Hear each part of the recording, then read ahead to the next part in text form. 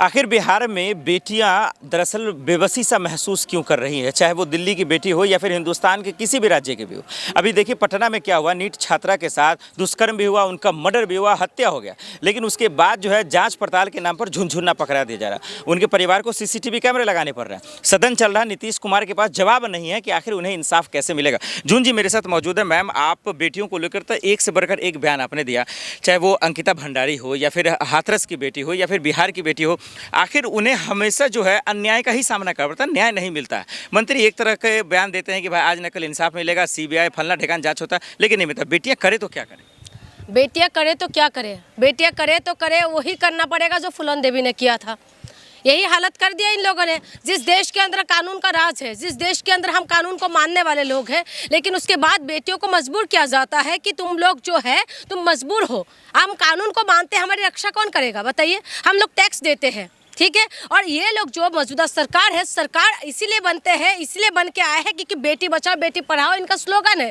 भाजपा का यही स्लोगन है कि महिलाओं के सम्मान में भाजपा मैदान में। लेकिन उसके बाद भी आए दिन महिलाओं के साथ बलात्कार, आए दिन महिलाओं को उठा लिया जाता है, आए दिन जो है महिलाओं के साथ गलत चीजें होता है। तो इसका जवाब कौन देंगे? जवाब देने के लिए कोई भी नहीं है, किससे उम्मीद करें? इसीलिए तो हम बेटियां जो है बेबस हो चुके हैं। और बेटियां के इंसाफ के लिए आज जो है हमें रैलियां निकालना पड़ता है। अब बेटियों के इंसाफ के लिए जो है ऐसा हो गया कि जो गुनहगार है वही लोग बेटियों को धमकी देते हैं। और उसके बाद जो है बेटियों की सेफ्टी के लिए जो है उनका पेरेंट्स की सेफ्टी के लिए पुलिस प्रोटेक्शन मांगना पड़ता है। अगर वो भी नहीं मिलते तो उनको कुचल दिया जाता है। ऐसा केस लगातार देख रहे हैं। जो आप नीट की बच्ची के लिए जो बता रहे हैं, जो बेटी के लिए ऐसा हुआ, आप देखें वहाँ पर बेटी को मारा गया, सब कुछ कर दिया, लेकिन उसके बाद भी अभी कितना सीरियस लग रहा है आपको? कौन सीरियस है? आपको लगता है कि कोई सरकार सीरियस है? आपको लगता है कि किसी को फर्क पड़ता है? ये नॉर्मल कर दिया, बिल्कुल नॉर्मल। जैसे होता है ना कि आज बेटियों के साथ, अरे बेटियों के साथ तो होता ही है। आज दहेज के नाम से बेटियों को मारा जाता है तो अरे बेटियों को तो मारा ही जाता है। यानी कि हर चीज कैजुअल कर दिया। बिल्कुल लोगों को ऐसा लगने लगा कि ये सब तो होता है, नॉर्मल चीज है। लेकिन देश की जनता को ये समझना पड़ेगा, जिसके घर में आज हर घर में बेटी होंगे, ऐसा कोई घर नहीं होगा जिसके घर में बेटी नहीं होंगे। उसके बाद भी अगर बेटियों के लिए इंसाफ मांगना पड़ता है बार बार, तो आप समझिए कि देश का हालत कितना बेहाल हो चुके हैं। और देश का हालत जो है आज किस स्तर पे जा चुके हैं। मणिपुर जैसे कांड हो जाता है, उसके बाद देश की राजधानी दिल्ली की बात कह रही हूँ मैं, लोगों से बात करती हूँ, जब मणिपुर की बात करते हैं ना, लोग कहते हैं अरे दोनों समुदाय के बीच ही तो हुआ। अरे दोनों समुदाय के बीच अगर हुआ है, दोनों के बीच अगर लड़ाई हुई है, तो उसको खत्म करने का जिम्मेदारी किसके हाथ में है? सरकार के हाथ में है ना। जिसके हाथ में सरकार है, जिसके हाथ में पुलिस है, वो करेगा। ये समझना चाह रहा हूँ कि जितने भी इस तरह के घटना होते हैं उसमें बीजेपी के बड़े बड़े नेताओं का ही नाम क्यों होता है, या फिर किसी भी नेता का?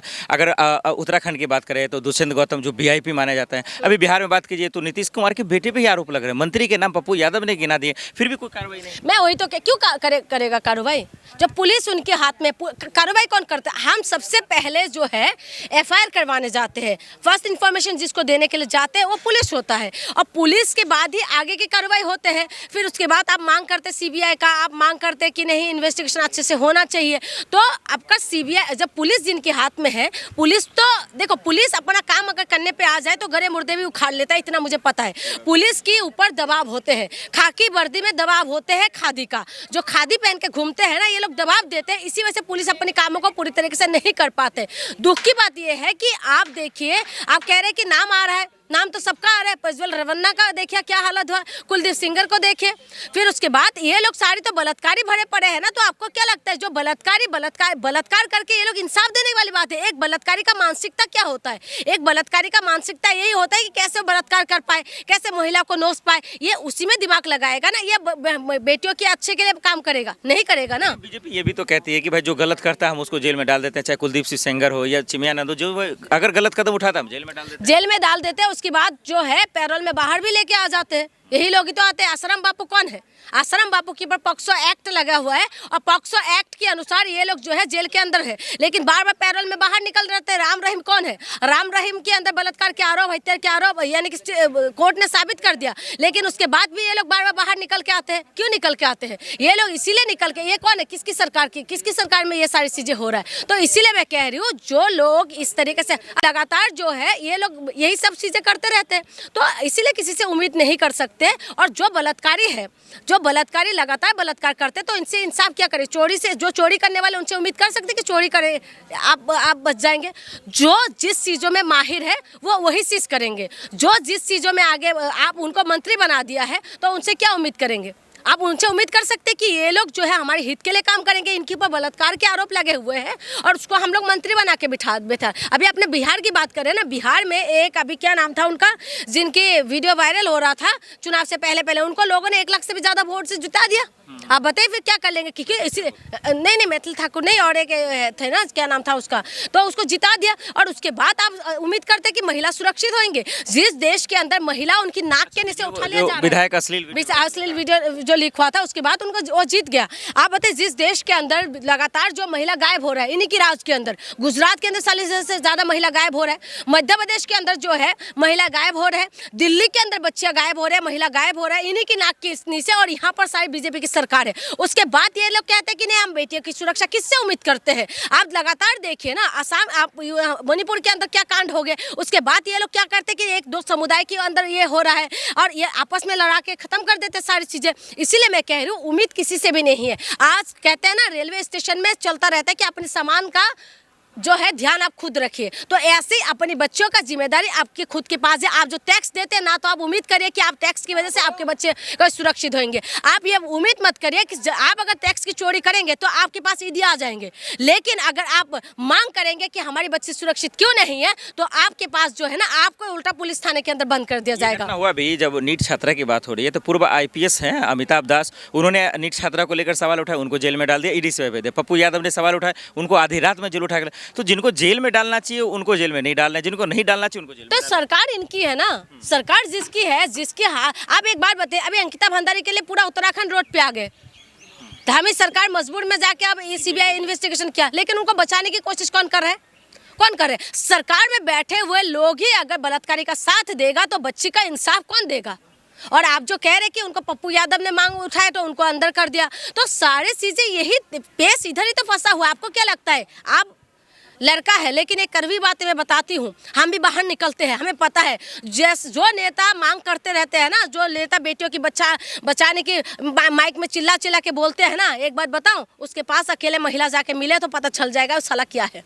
समझ रहे हो? ये लोग जो है ना, ये बेटियों के नाम पे वोट लेते हैं, लेकिन बेटियों को नोचने वाला यही लोग हैं जो गद्दी पे बैठे हुए हैं। आज महिला कहाँ जाएंगे? आप किसी ऑफिस में जाएंगे तो ऑफिस का जो चेयरमैन होगा वो पुरुष होता है, ठीक है। महिला के अगर किसी के पास आप जाएंगे तो सारे सबसे ऊंचे पद में पुरुष होते हैं। आप नेताओं के पास जाएंगे, ज़्यादा से ज़्यादा नेता तो महिला पुरुष ही होता है। आप पुलिस के पास जाएंगे, आप किसी भी अधिकारी, किसी भी कंपनी के कहीं पर भी आप चले जाएंगे, सबसे जो है ऊपर पोजिशन में पुरुष होता है। तो महिला मजबूर हो जाते हैं। आज कहते हैं, लोग कहते हैं कि महिला आजकल वीडियो बना रहे हैं, महिला आजकल जो ब्लैकमेल कर रहे हैं, कितना % महिला करती होगी? और कितना छोटे कपड़े भी पहन रहे, कितना % महिला छोटे कपड़े पहन रहे, कितना % महिला ब्लैकमेल कर रहे, कितना % महिला जो है इधर उधर खा के अपना गुजारा कर रहे हैं। आप बताइए ना, आज महिलाओं को बदनाम करने के लिए सारे मीडिया से लेके पूरा पब्लिक रोड पे आ जाते हैं कि महिला खराब है। कितना % महिला घर से बाहर निकल पा रहे और कितना % महिला जो जॉब कर पा रहे, कितना % महिला वीडियो बना के ब्लैकमेल कर रहे। तो आपकी चरित्र ऐसा है ना, तो इसीलिए को महिलाओं को मजबूर तो तुम लोगों ने किया है। तुम लोगों ने महिलाओं को जिंदा जी भून देते हो। तुम लोग महिलाओं को, अभी एक महिला शादी होके आया है, गरम तेल 5 लीटर गरम तेल के अंदर उस महिला को भून दिया है। आप बताइए। और तन्नू नाम की जो लड़की है, उसको उसके हस्बैंड ने मारा और उसके जो ससुर है वो उसके साथ बलात्कार करे, ससुर ने बलात्कार करे, घर के सामने गड्ढा खोद के उसको दफन कर दिया। ये सब लगातार केस आते रहते, उसके लिए जवाब कौन देगा? हम महिलाएं खराब है, हम महिलाएं चरित्रहीन है। अगर महिला नहीं होता तो तुम लोग इस दुनिया में पैदा नहीं हो सकते, लेकिन महिलाओं की चरित्र में उंगली सबसे पहले पुरुष ही उठाते। महिलाओं की जबानी खाते हैं, महिलाओं के जो है पेट से जन्म लेते हैं और उसके बाद महिलाओं को ही बदनाम करते हैं। आप बताइए, महिलाओं को यहाँ तक मजबूर करने का किसने करा? आप लोगों ने किया है ना। आज कितना % महिला दारू शराब गुटखा खाते हैं? बताइए। आखिर में एक सवाल जोड़ देता हूँ, अब वो ये कि नीतीश जी हों या सम्राट जी हों या फिर बिहार में जिसकी कानून व्यवस्था की जिम्मेदारी है, वो जो कह रहे हैं कि आश्वासन दे रहे हैं कि भाई न्याय मिलेगा, जो आरोपी है वो जेल में जाएगा, इसको कितना विश्वास करने के लिए? देखिए, विश्वास मुझे इनके ऊपर बिल्कुल ही नहीं है। जिन बलात्कारियों के साथ ये लोग घूमते हैं, आपने देखा होगा आसाराम बापू के इसके साथ घूमते हुए वीडियो बीजेपी नेताओं का वायरल होता है। कोई भी नेता हो, चाहे कांग्रेस का, बीजेपी का, किसी पार्टी का नेता, मैंने देखा है इन लोगों के साथ। और उसके बाद आश्वासन, ये लोग बस यही करते रहेंगे। पहले की सरकार में बस इतना था, थोड़ा सा लिहाज करते थे ये लोग, थोड़ा जनता से डरते थे। लेकिन ये खुले चांद है बिल्कुल, आप ऐसे ऐसे घूमते रहेंगे, ये कहीं पे भी चले जाएंगे और ये लोग किसी जनता से ये लोग नहीं डरते। इसीलिए इनके आश्वासन में हमें कोई भी जो है यकीन नहीं है, विश्वास नहीं है हमें अब सरकार की प्रति, क्योंकि इसी सरकार के राज में मणिपुर जैसे कांड हुआ, इसी सरकार के राज में अंकिता भंडारी जैसे कांड हुई, यही सरकार के राज में जो है हाथरस जैसे कांड हुआ, यही सरकार के अंदर जो है बनारस जैसे कांड हुई, यही सरकार के अंदर अभी मेरठ जैसे कांड हो गया। और यही सरकार का स्लोगन है बेटी बचाओ और बेटी पढ़ाओ। इसीलिए इन सरकार की पर मुझे विश्वास नहीं है, क्योंकि मैं नॉर्थ ईस्ट से आती हूँ। हम नॉर्थ ईस्ट से लोगों को सीखना चाहिए। आज नॉर्थ ईस्ट की बच्चियों को बोला जाता है चिंकी, मोमोज, फलाना ढिकाना, उल्टा सीधा वो करते, लेकिन हमारी नॉर्थ ईस्ट की जैसे सम्मान शायद महिलाओं को कोई नहीं करते होंगे। हम नॉर्थ ईस्ट के अंदर जब महिला पैदा होती है ना तो ढोल नगाड़े बजते हैं। जब हम नॉर्थ ईस्ट से तुम लोग सीखो, सबसे एशिया का सबसे साफ सफाई वाली नदी हमारी नॉर्थ ईस्ट के अंदर है, साफ सफाई वाले गाँव हमारे नॉर्थ ईस्ट के अंदर है। हमारे नॉर्थ ईस्ट के अंदर महिला पैदा होते हैं तो ढोल नगाड़ा बजा के महिलाओं को सम्मान दिया जाता है। ये हमारे नॉर्थ ईस्ट से देश को सीखना चाहिए। और उसके बाद या हमारे नॉर्थ ईस्ट के अंदर ही इनकी सरकार बनने की बात महिला को नंगा करके घुमाया, तो इसीलिए मुझे विश्वास नहीं है, बिल्कुल ही विश्वास नहीं है। लेकिन एक बात के लिए मैं बीजेपी का थोड़ा तारीफ करती हूँ, क्योंकि अभी जो दिल्ली में केस हुआ था